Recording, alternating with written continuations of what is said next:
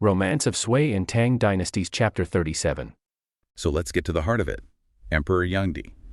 The source points to two specific policies that, and I love this phrase, that poisoned the people, to du bishing. What were they? It's so specific. It wasn't just general bad governance.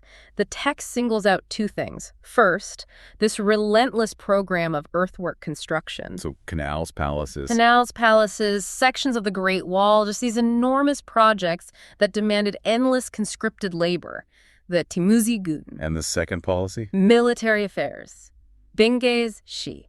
Think constant, hugely expensive, and frankly, failing military campaigns. Especially against Korea, right? Exactly. Dragging men from their homes, their farms, for years. Many never came back. So it's a dual catastrophe. You either send abroad to die in a war, or you stay home and are worked to death on a construction project. That's it. You've hit it. The text says these policies just stripped people of everything, their wealth, their physical strength, and it leads to these heartbreaking images. Bones in foreign lands. Bones in foreign lands, and the suffering of orphans and widows back home. The source makes it so clear this wasn't an unfortunate side effect. This was the direct outcome of the emperor's policy. A dynasty, just totally out of touch. And while all this is happening, while the state is literally dissolving, the emperor is, what? Playing with seals. It's unbelievable, isn't it? He's performing these futile political rituals. He has his son adopted by a favored consort, thinking that'll secure the lineage. He has a jade seal engraved. The stone fortress of stability, I think the text calls it. Yes, a complete fantasy. He's trying to build security out of superstition while the real foundation of the state is turning to dust. And it wasn't just him. The rot went all the way down the chain of command. Oh, absolutely. That's a crucial point. At the local level, you had officials like Yuan Vi and Yuan Kai. They were the ones actually enforcing these policies, collecting taxes with extreme prejudice. With severe penalties. So severe that even people who started with wealth were forced into ruin. The law itself was turning productive citizens into bandits. They had no choice. They're driven from their homes, looking for a safe haven, this mythical peach blossom spring. A place to hide from the state. But the source is clear. There was no such place left. The state's reach was everywhere. So the search for peace became the act of rebellion itself. Which is the perfect segue, because if you look at the map of the rebellion that the Yanyi lays out, it's not one fire. The whole field is burning. It really is. It shows you this wasn't some localized peasant problem. The state was fracturing everywhere all at once. Let's just tick off a few of the big ones. We have Zai Rang at Wagong. Why was that so important? Wagong was so strategic. It's near the Grand Canal. So they could choke off the north-south supply lines. They became maybe the most famous of all the early anti-Sui forces. And then you've got guys like Zhu Can and Cheng Fu, Gao Kaidao way up north in Beiping. And out west, you have Li Gli in the Hexi corridor, which is a vital strategic choke point. When you add in Lu Wuzhu in Finyang, Shaoxian down south in Jingling, it's clear the government has lost all control. The empire is just a collection of warring territories now. Exactly. And the source makes another interesting point about who these rebels were. Right. It wasn't just one group. It was former officials, common people, soldiers. Yeah. A real mix. A total mix. And I find this part fascinating. It says there were still a lot of mountain heroes, the big names who were just watching the timing. They were waiting. Which implies that all these other groups, as numerous as they were, they didn't quite have the legitimacy, maybe. The heavy hitters were waiting for the right leader to emerge. Which brings us perfectly to Du Xian. He's one of those guys, lying low, the country's on fire, and he's hiding out at Erxian's Huang, Two Sages Village, with his friend Shen Jianxin. And they've been there for over 2 years, just trying to stay out of it. Shen Jianxin, he really respected another hero, Qin Shubao, who was also avoiding the chaos to care for his mother. So there's this sense of, let's just wait this out, let's not get involved. Very much so. Shen Jianxin was actively discouraging any talk of fighting. And the narrative really lingers on this moment of peace Du Xian has. Yeah, he's just watching the laborers, the creek. The text says his body and mind almost forgot fame and profit. He was actually thinking about retiring for good. That fragile peace. It's the one thing the state's failure has now made impossible. And history is literally about to come crashing through the door. In the form of Sun Anzu. What an entrance. It's an incredible character introduction. This tall, rough-looking guy shows up, and before he even speaks to a person, a hunting dog comes at him. And he doesn't just fend it off. No. He dodges it, grabs its hind leg, and just flings it into the creek. Wow. Violence just arrives and throws the piece into the water. So the workers, they see this, they confront him, and it goes about as well as you'd expect. He's not an ordinary guy. He knocks the first one down instantly. 4 or 5 more rush him, and he just demolishes them. The text says they're scattered like fallen petals in flowing water. It's so poetic, but so brutal. It's a signal. The time for quiet is over. This man has controlled chaos. And Dujionde has to step in, physically stop him, and that's when he recognizes the guy. It's Sun Anzu, an old acquaintance. An old countryman. And a man with let's say, a reputation. He has an alias. Muyanggung. Which means? Roughly, the duke who touches sheep. Or, less politely, the duke who steals sheep. Okay, you have to tell us that story. It's a classic story of desperation and revenge. He stole a sheep, he was caught, but the magistrate didn't just punish him, he publicly humiliated him. Big mistake. Huge. Sun Anzu's response was to grab a knife and stab the magistrate to death. So he's been on the run ever since. He'd even hidden out at Dujionde's place before. And why did they get separated? This part really shows you how intrusive the state was. It does. They had to split up because the emperor started a nationwide search for embroidery girls. Basically, conscripting young women for the court. Yes, and Dujionde had a daughter. To protect her, they knew they couldn't stay together. They had to go their separate ways. The state's greed literally tore their friendship apart. So Sun Anzu wasn't just wandering randomly. He knew where to go. He had intel from a mutual friend, a guy named Qi Guiyuan. He's the one who told Sun Anzu that Dujionde was probably with Shen Chongsheng. And this Qi Guiyuan, he's also on the move. He is. He's off to find another hero, Li Xuansui. It shows you this whole underground network is buzzing. These restless heroes are actively trying to connect, trying to find the right leader. And Sun Anzu brings that brutal reality right to Dujionde's doorstep. He says, what is it? It's not a world anymore. That's the line. It's over. And he says people are so desperate they want to be bandits just to survive. But then he critiques the existing rebel groups. Right, he says most of them are just gangs. Unstable, self-interested, people who see profit and forget righteousness. He calls them drunkards and womanizers. It's a way for the source to elevate our heroes, right? To say, these other guys are just rabble. What's needed now are true leaders. Precisely. And that brings us to the moment of decision. Sun Anzu doesn't just lay out the problem. He offers the solution, and he forces their hand. He tells them, if leaders like you step up, the people will follow. And then he drops the bombshell. I've already got a base. Over 1,000 men waiting at Gaoju Marsh, waiting for you to lead them right now. That's a powerful move. You can't say no to that. And Shen Chongsheng, he jumps at it. He's all in. He's got that classic revolutionary spirit. He says hiding out in good mountains and good waters was never their fate. He wants to do something earth-shattering. Yes. For him, success is destiny. The only question is when, and the answer is now. But Dujionde, the man who is just contemplating retirement by the creek, he's the pragmatist, the strategist. He is, and he immediately pushes back on the numbers. Only 1,000 people. He's looking past the initial adrenaline rush and doing a risk assessment. And he identifies this terrifying state of failure, the fear that must define the start of any rebellion. He says they risk becoming neither king nor bandit. Wang buchen wang, ko buchen ko. What a concept. Unpack that for us. It's the ultimate trap. If you try to become a king, a legitimate ruler, but you're too weak, the state crushes you.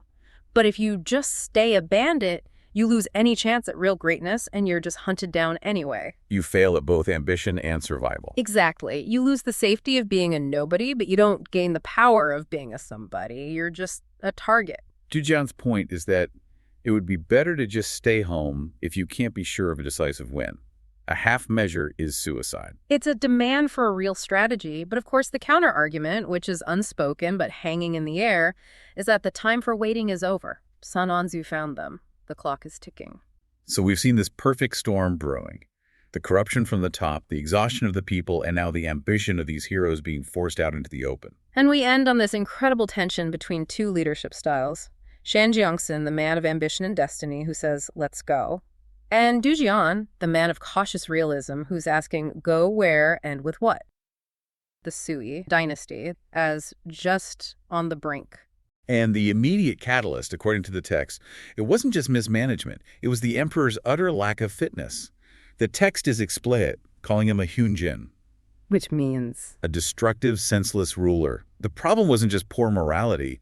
It was disastrous economics that was, rapidly driving the population to ruin. And the sources get specific about that, right? What were the big projects? Two of them. First, the emperor demanded continuous repairs for the Great Wall, the Wanli Changcheng, just a massive drain on resources at the worst possible time. And second?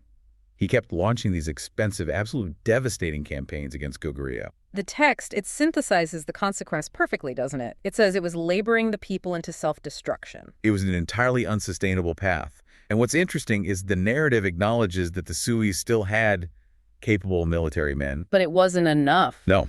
There's this great analogy they use. Even a loyal general cannot support a falling mansion. Wow. So once the structure is collapsing, it doesn't matter how strong the individual pillars are. Exactly. And that realization forced some painful, intensely personal decisions. We see this so clearly in the meeting between Shanshan and the rebel leader Du Jian. Du Jian is hesitant, isn't he? Deeply hesitant. Not because he doubts the revolution, but because of his strong personal affection for Shanshan, and this is crucial, his young daughter was staying in Jianxi's care. That is the ultimate test, revolutionary commitment versus personal loyalty. Yeah. How did Jiang Xin convince him to finally move? He gives him this piece of pragmatic counsel that just defines the whole moment. He tells Jiande that sheer personal wisdom is secondary to seizing the momentum. In other words, if you miss this narrow window of opportunity while the Sui is collapsing, all your smarts won't matter. Exactly. The opportunity outweighed the risk. And to seal the deal, Shanshan guarantees the safety of Jiande's daughter. And that did it. That did it. Once the strategy and the personal safety were aligned, Du Jian left. We even get this amazing detail about the financing of this early rebellion. Oh, how much did it cost? Jiangxin provided 50 taels of silver for Jiande's travel and 20 for his lieutenant. Every single ounce of that silver was an investment in the future empire. So once the existing rebels started moving, the key task immediately shifts, right? It goes from just organizing to what? To acquiring the best possible talent for the future. Which brings us to a transition. We leave the established rebels and we pivot to scouting. And we find this figure, Qin Shubao, a respected warrior living a quiet life. Right, he's literally planting flowers and bamboo, retired outside Qiyu after being discharged by some corrupt official. And this quiet scene is interrupted by who? By the ultimate strategist, Zhumao Gong. He shows up with a letter from his sworn brother who happens to be Xianxin. Small world. Very. He's searching for Qin family village and only realizes he's talking to the legendary warrior when Shubao introduces himself. And the sources say this wasn't like a slow, tentative introduction. It was an instant connection. Totally. High octane. After reading the letter, Shubao just declares Mao Gong one of his own. They immediately become sworn brothers, skipping all the social niceties to just dive right into the deep end. And they spend 3 days talking. 3 days talking with livers and gallbladders revealed. Which is just a wonderful way of saying they share their deepest, most honest thoughts and purpose. They didn't waste any time. No, they moved from personal to political, meeting in a small pavilion where they were, and this is a quote, laughing and discussing current affairs. They went straight to figuring out how to dismantle one dynasty and build the next. And it sounds like Malgon was using, cold, hard economic analysis here, not just moral complaints. Precisely. His assessment of the emperor starts with his economic crimes. His lack of virtue led to this massive extravagance. The eastern capital palaces, the unbelievably expensive canal system connecting Chan all the way down to Yuhang. And that spending, he connects it directly to the people suffering. Directly. He notes it led to the ruin of the poor and the inevitable result of this economic destruction. People had no choice but to abandon their livelihoods and flee to the mountains to become bandits. He wasn't just guessing. He was strategically predicting. He was. His prophecy was that within 4 or 5 years, the world would certainly be in great chaos. They weren't reacting to chaos. They were positioning themselves to harness it. Which brings up the central question. Who do you follow? Who do you back? Yes, and Mao Gong is not impressed by just martial talent. He assesses a lot of the contemporary leaders, figures like Jiangxian, Wang Guodang, and he dismisses them as just commanders. Meaning? They lack the strategic depth. The sources say they can't plan within a tent and win 1,000 miles away. Yeah. They're great on the battlefield, but they'd be terrible at policy and governing. They're not looking for a general. They're looking for a CEO. That's a great way to put it. He does reserve some judgment for a man named Li Xuansui, noting his high pedigree and that he respects the wise.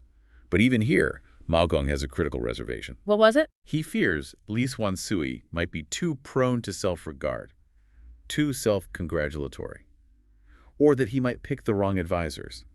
This is the crucial filter for him. So the true lord has to be brilliant, but more importantly, brilliant at using the genius of other people. That's the key. And Shubao offers up his own ideas, naming a brave warrior and another man who predicted the Imperial aura was already settling in Taiwan.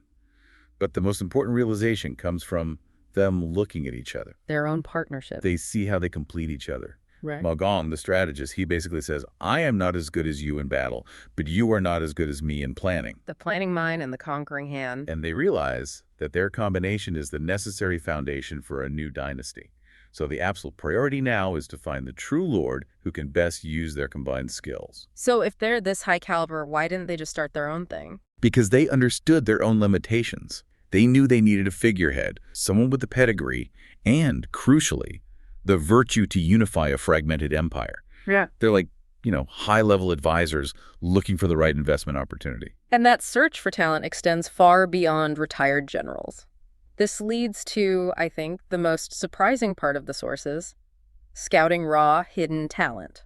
Yeah, Mao Gong shares this incredible anecdote about a prodigy he found, like literally right next door. What happened? He says he came across two massive oxen fighting, completely blocking the road. Yeah. And this boy runs up to intervene. And he doesn't use a stick or anything. He grabs both horns and forces the animals apart by a full foot, holding them there for half an hour until they just give up. Yeah. Defeated by his raw power. That is just astonishing strength for a child. He was just a local kid. Just a local cowherd, a boy surnamed Luo. But the story gets even better. So after Mao Gong leaves, Qin Shubao immediately goes and finds the boy again.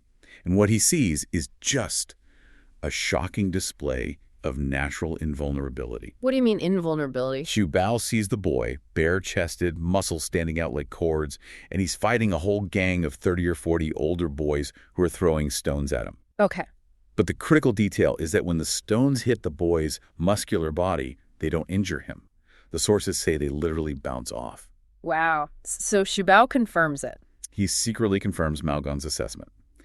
This kid has the potential strength of a legendary figure if he's mentored properly. They aren't just looking for generals. They are scouting world-changing, raw physical talent from the peasantry. It sends a message, doesn't it? That true talent could be found anywhere. Even among cowherds, Huh. the message is clear.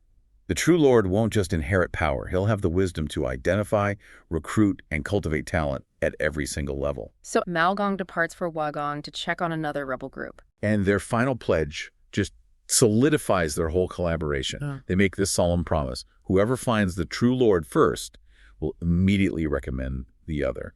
Ensuring that this formidable combination of strategist and warrior serves the new dynasty together. No matter who's at the top. So Qin Shubao, and he sees this. This is our introduction to Luo Shixin. And the text describes him as just incredibly aggressive. He's telling the other bigger kids that they have to treat him like an officer. Acting like an officer, I think, was the phrase. Exactly. It's not just a game, though. He's enforcing this brutal little hierarchy. He makes the other boys herd the cows while he sleeps. And if they don't? He beats them. The source is clear. They see him as completely intractable, just pure chaos. So Qin Shubao tries to step in, and this kid, Luo Shixin, he just stares him down. No fear at all. He basically says, "Are you here to fight me?" I mean, the boy has zero concept of respect for authority. And that's when the village head, an old man Zhang, he runs over. Right, and he starts yelling at the boy, and then he gives us the context, the backstory. Which is just tragic. His father, Luo Dade, died during a state labor draft. Forced labor, yeah. Working on a river project, most likely. And his mother was already gone, so he's an orphan. And this village head, Zhang, he was supposed to be looking after him, but he's just at his wit's end. He calls the boy a bad seed. You can just feel the frustration. Here's this kid with all this raw energy, and it's fueled by anger at the state that took his father. But Qin Shubao, he sees something else. He sees potential, not a problem. Exactly. He steps in, offers to take the boy, even offers to pay any wages owed. But Luo Shixin, at first, he actually refuses. Yeah, he clings to Zhang, the only stability he knows, even if it's a rough one. But Zhang has had enough. He basically tells Qin, take him. He's yours. And what Qin does next is just genius. He doesn't offer to discipline him. No. He offers him a place, a real status. Yeah. He introduces himself properly and proposes they become sworn non-blood brothers. The whole 8-bow ceremony. And the change is instant. Completely instant. It's like Louis Shixin was just waiting for this. The sources say he already knew who Qin Shubao was. He knew his reputation. Right, for his strength, his skill with the spear and mace. So this isn't just a random act of kindness from a stranger. This is recognition from his hero. Qin is basically saying, I see that fire in you and I'm giving it a name. So they do the ceremony right away. Louis Shixin bows 8 times to Qin Shubao's mother and immediately calls her mother. Fills that void in his life. Then 4 bows to Qin, calling him brother. And then to Qin's wife, Zhang Shi, calling her sister-in-law. It's an instant family, a binding contract. And the psychological shift that our sources point out here is, it's really the key. It is. The text is so clear on this. All that chaotic energy, the fighting, the acting out. It finds a purpose. It gets channeled. The moment he starts learning martial arts from Qin, specifically spear techniques, that stubborn Louis Shixin becomes, and this is a quote, a well-behaved and disciplined person. So what looked like a bad seed was just, massive potential waiting for the right mentor. The perfect outlet. And that transformation happens not a moment too soon. Because the state is about to come calling. Exactly. Right as they're training, a banner officer shows up. He's got a warrant from the Sea Route Grand Marshal. A big one. A very big one. Qin Shubao is being summoned. He's needed as the vanguard for the campaign against Goryeo. This is a massive military operation, super complex sea and land routes, all the way to Pyongyang. High stakes. But Qin's response is shocking. He just says no. Flat out rejects the commission. And his reason? His duty to his family. He says his mother's old and sick and that his own strength is gone from farming. He puts filial piety first. He even sends the officer away with 20 lang of silver and a formal written appeal. He's serious about this. So that raises the big question, right? If your top choice for Vanguard is refusing the draft, why push it? Why not just arrest him or find someone else? Good point. Why was the Grand Marshal so determined to get him? Well, there are 2 reasons. The first is just practical. Qin Shubao's skill, his unrivaled valor, was seen as completely irreplaceable for this kind of mission. Okay, so a military necessity. Yeah. But what's the other reason? This is the more interesting one. It's about political philosophy. The Grand Marshal says a loyal official must be sought from the door of a filial son. So the very reason he's refusing is the reason they want him. The logic is, if a man is that loyal to his mother, that kind of non-negotiable loyalty is powerful. It can be redirected to the emperor, to the state. His high character makes him the perfect soldier. It's a calculated risk. His ethics become the justification for forcing him to serve. But he's still hiding, so they need to bring in the big guns. Enter Zhang Zutuo. He's the Kizu County administrator. And the source material paints him as a model leader.